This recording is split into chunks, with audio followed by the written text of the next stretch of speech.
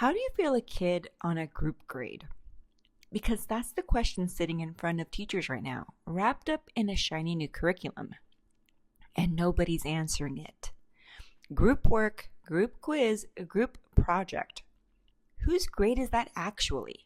Today, I'm answering it. And I'm going to tell you exactly why the answer matters a lot more than a gradebook. Welcome back to the Veteran Teacher Files. I'm the Dragon Lady, and we're talking about grades today. Because if it isn't already a big topic in your building this time of the year, it should be. So last week, I was at a training for a new math curriculum. And look, I don't hate it. It's basically building thinking classrooms, BTC. If you know that strategy, it's vertical whiteboards, non-permanent surfaces, randomized grouping, a thinking task before you even get to instruction. Kids up, moving, talking, working problems out on whiteboards instead of staring at a worksheet. So far, so good. And at this training, a teacher in the room raised her hand and asked the question that's been rattling around in my head ever since. What are we supposed to grade? And I want you to sit with that question for a second, because once you hear how the curriculum is structured, you'll understand exactly why she asked it. Here's the week. Day 1, group work, a thinking task. Day 2, teacher instruction. Day 3, practice. Day 4, group assessment, a clicker quiz on the computer. 6 questions, done together, plus a group performance task. Day 5 is your flex day. Reteach the kids who need it, challenge the kids who don't. No homework built in, no individual test built in. So this teacher's question wasn't her being difficult. It was completely fair. If everything a kid produces this week has somebody else's fingerprints on it, the group whiteboard, the group quiz, the group performance task, what number goes in the gradebook next to their name? I wanted to talk to this woman. I wanted to sit with her at lunch and hash it out. But instead, I got paired with somebody else, a first-year teacher, and he and I had a completely different conversation. But I couldn't let her question go. So at some point, I turned to him and I asked, okay, so what are you putting in your gradebook? And his answer was interesting. He's entering the computer quiz, the one kids can retake until they hit 100%. And the system logs how many times it took them to try it. But they're still scoring 100. He's entering the group clicker quiz. He's entering the group performance task. And he also grades the practice problems. 3 or 4 pages of them, 20 to 30 items. A mix of straightforward practice, word problems, and graph reading questions. So on paper, he's grading plenty. But look at what he's actually grading. Look at what's actually in there. A quiz you can keep retaking until you get it right. 2 group products, and a packet of practice problems. Nothing in that list tells you what a kid can do, cold, on their own, without a do-over. That's the same gap that teacher in front of the room was asking about. It just hadn't occurred to him to notice it yet, which is fair. He's in his first year. I wasn't thinking about grading philosophy during my first year either. So here's what I actually do.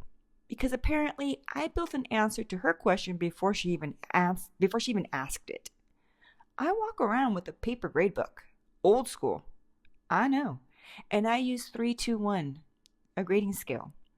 3 means you met standard. 2 means approaching. 1 means you met standard. Sound familiar? Every day, during that day, one thinking task, the group work, whatever it is, I'm walking around and I'm grading the group. I'm not grading the group. I'm grading the individuals inside the group. I can tell who's doing work. I can tell when someone's quietly reflecting and involved and they're just being shy. I know my students. I walk around. I talk to them. I can also tell the difference between a kid who's trying to roll around one of those spinny chairs in my classroom. Yeah, that's a 1. I know the kid who's, when I ask them questions, they kind of got it, but they don't got it. So I walk away, I tell them to check with their partners, I come back, they still don't really got it. That's a 2. A kid who just knows it, I know they know it because they were doing the work, I saw them, that's obviously a 3. But whatever score I've handed out, the kids know because I've told them right away, right there in the moment. And then there's homework. I'm using AI to build my own nightly homework now. 5 questions on whatever we're working on, plus 2 review questions. And here's the part that matters. I don't want it just typed and submitted into the void. I have them write their questions out by hand on binder paper so I can hand it back and it goes into their binders. I grade it that night. So do the math with me.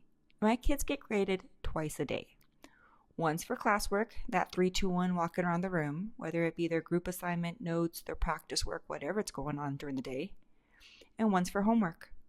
That's not me being extra. Maybe it's the years of eyeballing student work under a deadline. Maybe it's the summers I spent getting paid to grade and calibrate state assessments. I don't know what did it for me. But somewhere along the way, I decided, if I'm assigning it, I'm grading it. Full stop. That binder is doing 2 jobs. Job 1, it's their evidence. Anything in that binder they can use on their assessment. Job 2, it's my evidence. If I have to sit across from a parent and explain why their kid is failing, I open that binder. And if I need to, I put it next to another student's binder that's actually full and let the comparison do the talking. Now, do I think the group quiz and group performance tasks should just get thrown out? No.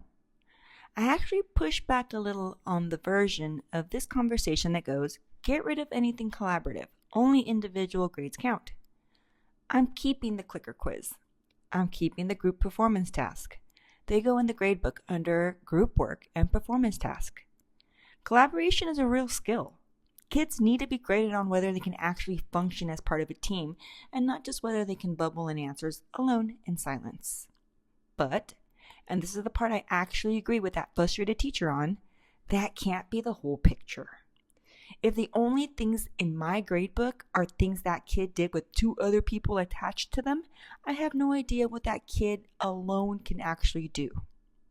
So, starting this week, I'm taking the same 6 questions from that clicker quiz and rewriting it with AI. Same content, same rigor, just tweaked enough that every student gets their own individual version of those 6 questions. Same assessment, same standard, but now there's a number next to the name. So here's where it stops being a scheduling question and starts being something bigger. I want to tell you about a story making the rounds. You may have seen it. Out of Nashville, an art teacher named Samira Hardcastle, teacher of the year at her school, resigned this spring. She said she gave a student a failing grade for an unfinished project. The parent pushed back and administrators changed the grade after she refused to. Now, she's alleging a pattern of grades getting softened district-wide to protect the numbers. A second teacher there is making similar claims and is suing. The district disputes her account. I'm not going to pretend I know exactly what happened in that room, but the story is real, and it's not going away quietly. And here's why I bring it up on an episode about a math curriculum of all things. If a teacher who has an individual grade in her own gradebook, backed by an actual assignment, can still have that grade overridden the second a parent applies pressure, think about how much less ground you're standing on when the grade wasn't even individual to begin with. What are you going to point to? A group clicker quiz where 3 kids share the credit? No, you don't have a paper trail. You have a vibe. That's the stakes underneath what am I supposed to grade. It's not just about fairness to the kid. It's also about whether you, the teacher, have anything to stand on when someone across the table from you decides to push. Here's what I keep coming back to. This curriculum didn't hand teachers a bad idea. Building thinking classrooms, the collaborative structure, the whiteboards, genuinely good pedagogy. What it handed teachers was an unfinished sentence. It built an entire week around how kids learn and just didn't finish the thought on how you'd know if they did, or on what you'd have left to defend that grade if someone challenged it. And that gap doesn't get filled by the curriculum. It gets filled by the teacher standing in the room with a grade paper book, deciding on their own what they need to know, how they're going to find it, and whether or not how they're going to keep it in case they have to use it later to prove themselves. Which is exactly why I'm already 15 days into the semester or trimester, and I'm already making phone calls home about which kids are struggling. Not because I'm panicking, because I can already see the trend. And I don't want to wait until the end of the trimester on October 30th to have that conversation. If a parent is going to come at me all fired up, I want that paper trail already built before they even sit down. So, if you're that teacher from that training, and if you're somehow listening to this, I see you.